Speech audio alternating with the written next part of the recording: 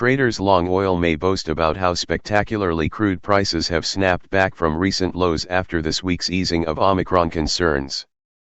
But there's a commodity that's owed greater bragging rights for being in perfect sync with the highs and lows associated with fears over the new COVID variant.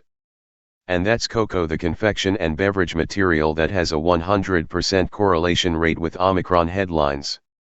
Cocoa's move in almost lockstep with the Omicron news flow is reflected from when it first tumbled on the discovery of the variant in South Africa on November 24, to its rally over the past 4 sessions after health officials said risks associated with the virus may not be as severe as first thought.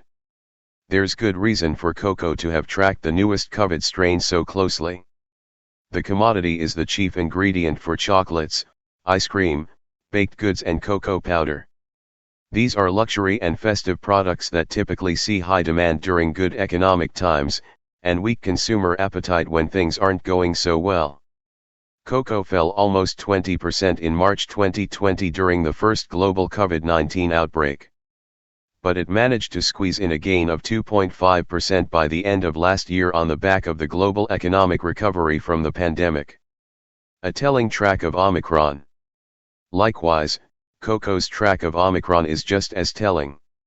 From $2,456 a ton on November 24, it went to $2,314 by November 30, after 4 days of intense selling. That accounted for a drop of $142.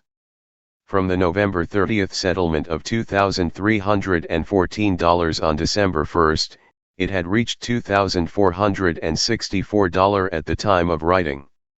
In final summary, the market had gained $150 versus its initial loss of $142. That was a perfect correlation with the news on the variant, with a slight bias to the upside. While that may be the case, the gyrations in cocoa prices over the past week had been a major source of stress to commodity traders.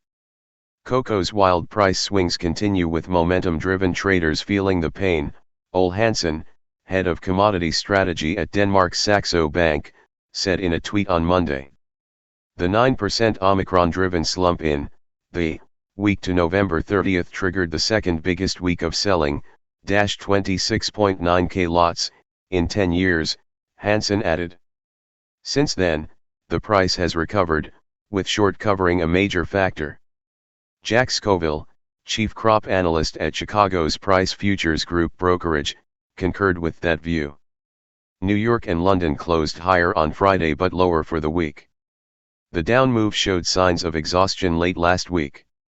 The return of the coronavirus in Europe as well as the new variant found in Africa were the primary reasons to sell but are mostly part of the price now, Scoville said. Much of the selling came on ideas of weaker demand caused by the reports on COVID as a whole, and on the Omicron specifically, he said. Fundamentally though, cocoa crops in top growing areas Africa's Ivory Coast and Ghana were progressing well, with improved sunny weather and some rains, Scoville said. Unless technical conditions were supportive, such ideal growing conditions typically would weigh on cocoa prices if demand was to slacken, he said. So what are cocoa's technicals saying? Cocoa seems destined for a sideways price pattern, moving between the middle Bollinger Band of $2,543 and the lower Bollinger Band of $2,331, which was also its most recent swing low.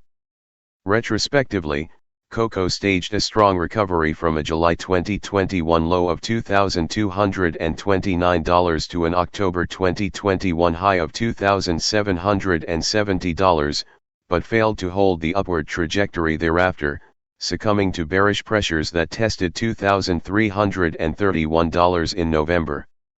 Currently, prices are above the 200-week simple moving average of $2,425 but below the 1,000-week SMA of $2,480, the 50-week exponential moving average of $2,493 and the middle Bollinger Band of $2,543.